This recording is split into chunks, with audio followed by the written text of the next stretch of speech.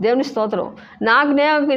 నేను తెలిసి తెలియని సమయంలో మేము ప్రార్థన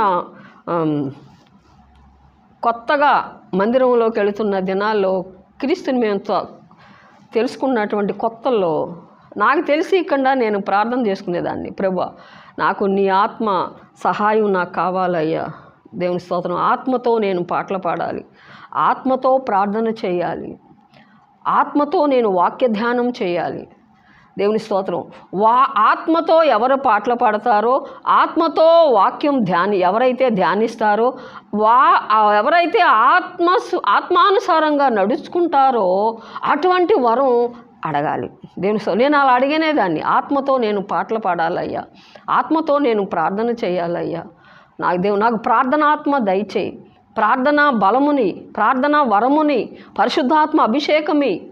దేవుని స్తోత్రం.